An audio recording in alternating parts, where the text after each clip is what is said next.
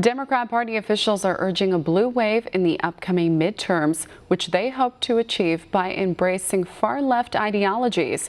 But some say these tactics could split the American society. One America's Kristian Rouz looks into that matter. Our job is to transform our national priorities. As the Democrat Party braces for this year's midterms, many of its candidates have taken a far-left stance on the majority of political, economic and social issues. A greater role of the government, higher taxes, social justice and equality above liberty, these ideological constructs are harkening back to the days of one of the most tragic experiments in the history of humanity.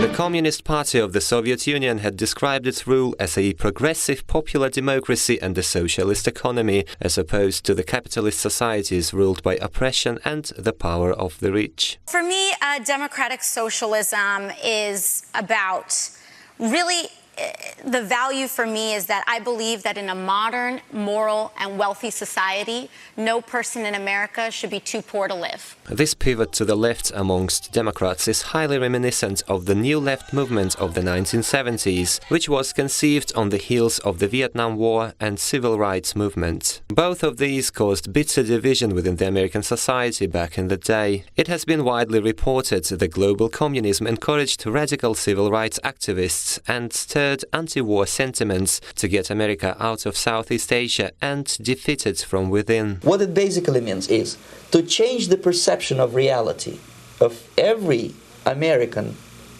to such an extent that despite of the abundance of information, no one is able to come to sensible conclusions in the interests of defending themselves, their families, their community and their country. A champion for today's progressive causes, Hillary Clinton started her career in 1971 in the law firm Treuhardt, Walker and Bernstein in Oakland, California, and two of the firm's four partners were members of the Communist Party USA. At the time, the New Left was a brand new phenomenon based on the Stalinist-era Soviet ideas of political correctness. It wasn't until a few years later that the Washington Post became a mouthpiece for far-left ideas disguised as civil rights. It's a great brainwashing process which goes very slow, and it's divided in four basic stages. The first one being demoralization. It takes from 15 to 20 years to demoralize a nation. Hillary Clinton's academic work revolved around the concept of so-called child citizens, urging empowerment of children by taking them from under the authority of their parents. This idea was conceived in the 1930s Soviet Union, which sought to break up the traditional family by taking away the children and raising them in the spirit of radical Marxism to advance the socialist revolution. And while Clinton started in the 1970s, the results of her work are only coming to life today. Why that many years?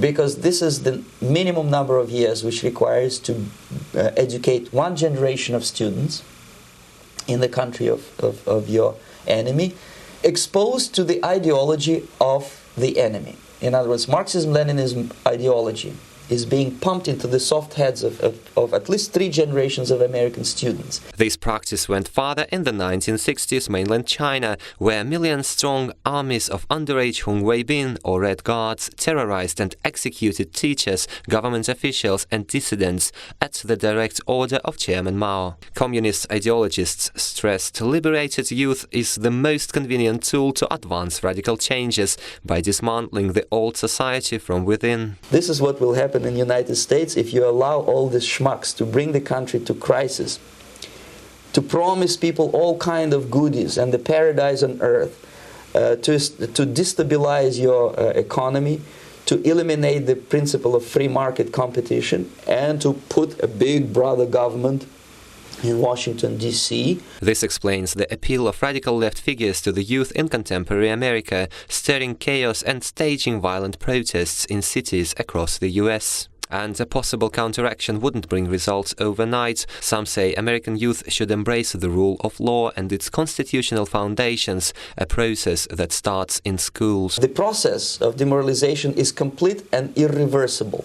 To get rid society of these people, you need another 20 or 15 years to educate a new generation of patriotically minded and common sense people. This makes President Trump's goal of making America great again a broader challenge for the decades to come. Kristian, Rouz, One America News.